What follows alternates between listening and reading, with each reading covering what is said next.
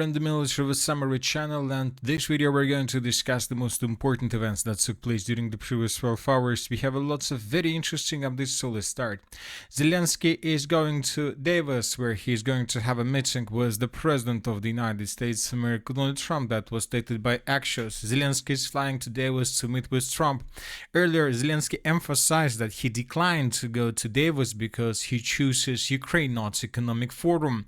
Today, Trump announced his plans to meet with Zelenskyy, while the US president suggested that Zelenskyy might be presented in the audience. So this is exactly what the president of the United States of America was talking about. He said that I'm going to wait Zelenskyy here, and today we're going to have a meeting with him.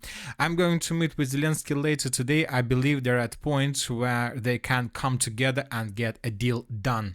So this is a very important situation. Furthermore, according to information we have, the meeting between the president of Ukraine and the president of the United States of America is scheduled for 2 p.m. of Kiev time, so which most likely is going to happen very, very soon. Furthermore, another important thing is that today Steve Whitkoff is going to travel to the Russian Federation, where he's going to have a meeting with the president of the Russian Federation, Putin, and this meeting is going to take place somewhere around 8 or 9 p.m. of Moscow time. Progress has been made. The sides in the Ukraine negotiations are now in the final stage. The US Special Envoy is optimistic about settlement in Ukraine. The Ukraine settlement has come down to resolving one issue. We are talking about most likely territorial issues. Whitkoff confirms he is flying to Moscow on the evening of January 22nd. The President Trump spoke about creating a duty-free zone for Ukraine, which could radically change the situation. You will see industry start to relocate to this region in mass. Imagine you get a competitive advantage because you don't pay duties when importing goods into the United States of America. So this is a very important thing, but there is one important detail that I would like to point to attention, and this detail was emphasized by the president of the Russian Federation. So once again, today Whitkoff and Karchner is going to travel to the Russian Federation, and the president of the Russian Federation yesterday in the evening stated that Russia is discussing with the United States the use of Russia's frozen assets to restore territories affected by the fighting after a peace treaty between Russia and Ukraine is concluded. So which means that today the representatives of the United States of America and the president of Russia are not going to talk about the document they're going to sign about the peaceful settlement of the conflict. They're going to talk about money. They're going to talk about Russian frozen assets. The thing is that the United States of America, the European Union, and Ukraine probably want to use these frozen assets to restore the territory of Ukraine.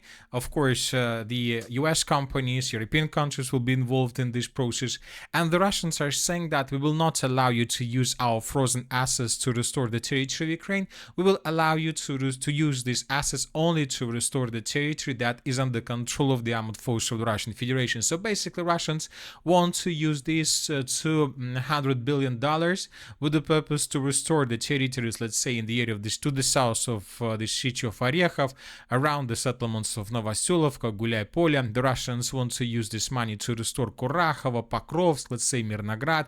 The Russians want to use this money to restore the city of Bakhmut, maybe Konstantinovka, the city of Seversk, Kupin. So everything that is under their control, which obviously something that Ukraine will not, let's say, accept, because not just Ukraine, but the European countries as well. Everybody wants to get these $200 billion. So that is why they're going to talk about this today. So anyway, let's wait and see what is going to be next. But this is obviously a very interesting situation. At the same time, we see that the European countries and Ukraine itself is in a hurry. They try to make a deal as soon as possible. And the main reason of this, of course, is the situation in the energy sector of Ukraine. So this is the article and analysis that was published by a pro-Russian source. And here we can see infographic on electricity availability across Ukraine's regions as of January 22nd, 2026. K-Matrix average daily electricity availability is just 8 hours, so basically 34% of the day. War situation in Ternopil Oblast, so this is the Ternopil Oblast. Here we can see just 8.7% of electricity availability. Imagine yourself just several hours. Best situation in Rivne Oblast, so this is the Rivne Oblast, and here we have the Rivne nuclear power station, maybe this is the reason.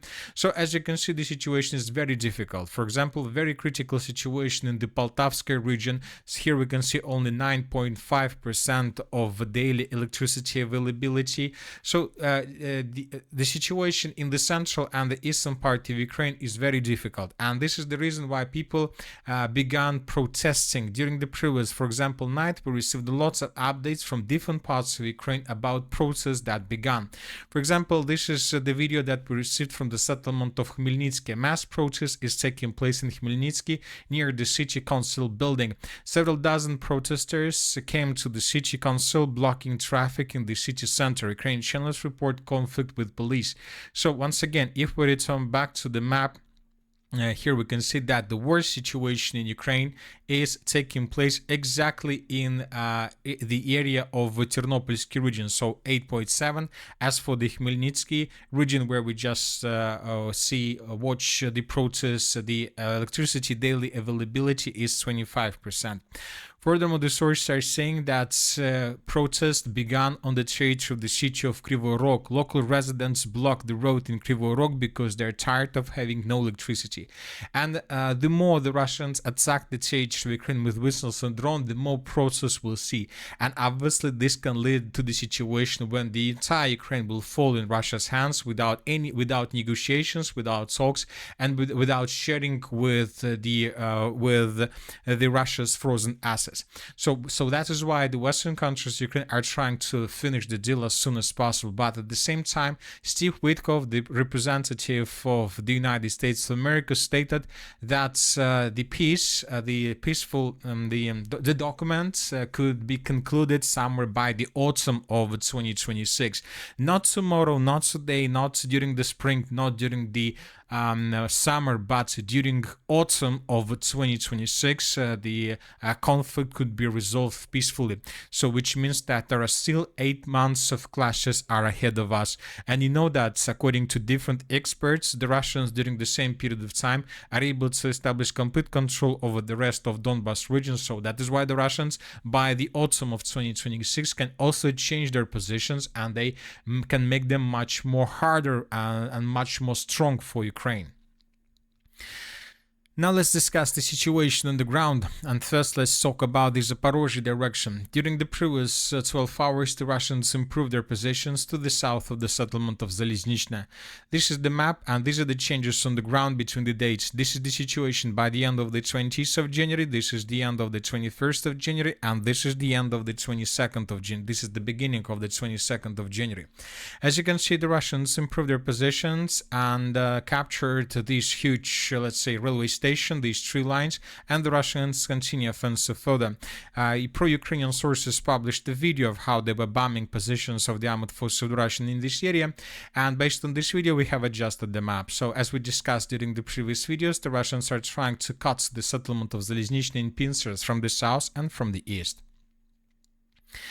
As for the Dobropolye direction, during the previous 24 hours, clashes continue in the area of the settlement of Grishna. This video was published by pro-Ukrainian sources, and here we can see how Ukrainians were counterattacking in the southeastern part of the settlement of Grishna, and as a result of this counteroffensive, the Ukrainians managed to capture 2 or 3 Russian soldiers.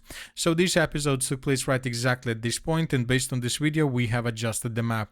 So as you can see, the dynamic in this area is pretty fast. This is the situation by the end of the 18th of January. This is the end of the 19th of January. This is the end of the 20th. This is the 21st. And this is the beginning of the 22nd of January of 2026. So as of now, the Russians continue their offensive operation in the area of the settlement of Grishna with just one task: to establish complete control over the territory and to get the northwestern part of the settlement. So this is a very important village because at the same time, the Russians continue their offensive operation around around the settlements of Novodonbass, Novoshakovo, Dorozhny, Ivanovka.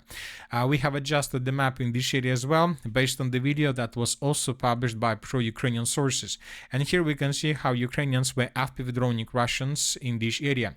So we see that the Russians are trying to improve their positions and basically to cut in pincers this pocket. We are talking about the villages of Vadyanskaya, Svetlaya, Shevchenka, and the city of Belitskaya. The Russians, by these flanking maneuvers, are trying to encircle Ukrainians in this area and to force them to fall back. So all these maneuvers are telling us just about one thing. The Russians began their major offensive operation with the purpose to establish complete control over the rest of the Donbas region.